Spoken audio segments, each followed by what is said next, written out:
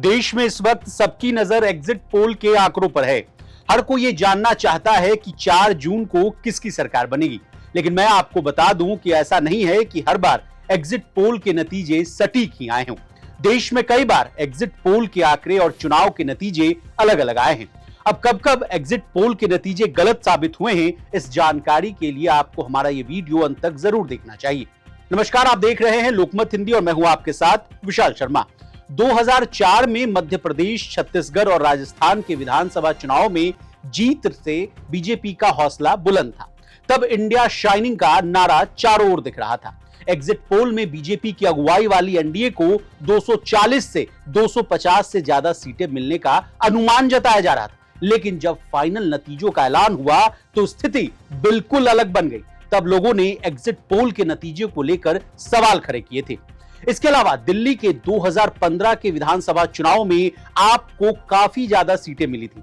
कुल 70 में से 67 सीटें आपके खाते में आई थी। एग्जिट पोल के नतीजे से आपके बहुमत में आने का अनुमान था, लेकिन किसी एजेंसी ने अपने एग्जिट पोल में आपकी ऐसी जीत के संकेत नहीं दिए थे। ज्यादातर एग्जिट पोल में आपको 50 से कुछ ज्यादा सीटें मिलती दिखाई गई थी। अब आइए बिहार पर। बिहार में 2015 में हुए विधानसभा चुनाव में एग्जिट पोल ने पक्ष और विपक्ष में कांटे की टक्कर के संकेत दिए थे।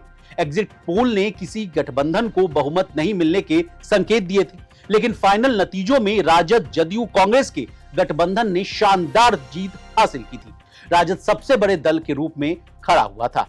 वहीं 2016 में नोटबंदी के बाद यूपी में 2017 में विधानसभा चुनाव हुए थे। यूपी आबादी के लिहाज से आपको पता है कि देश का सबसे बड़ा राज्य है। एग्जिट पोल ने बीजेपी को सबसे बड़ी पार्टी के रूप में सामने आने के संकेत दिए थे, लेकिन फाइनल नतीजों ने सबको चौंका दिया था। बीजेपी को 300 से ज्यादा सीटें मिली थी। बता दें, जिस बीजेपी ने 2012 में सिर्फ 47 सीटें हासिल की थी, उसकी सीटों की संख्या बढ़कर रिकॉर्ड लेवल पर पहुंच गई थी। बात 2014 की करें तो 2014 का लोकसभा चुनाव एनडीए ने नरेंद्र मोदी के नेतृत्व में लड़ा था। तब मोदी गुजरात के मुख्यमंत्री थे।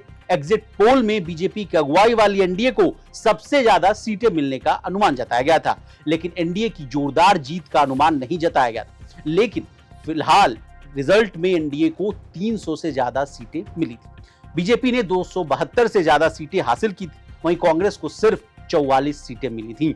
अब इस बार देश की गद्दी पर कौन काबिज होगा, ये तो 4 जून को पता चल जाएगा। लेकिन तब तक के लिए बने रहिए हमारे साथ और देखते रहिए लोकमत हिंदी।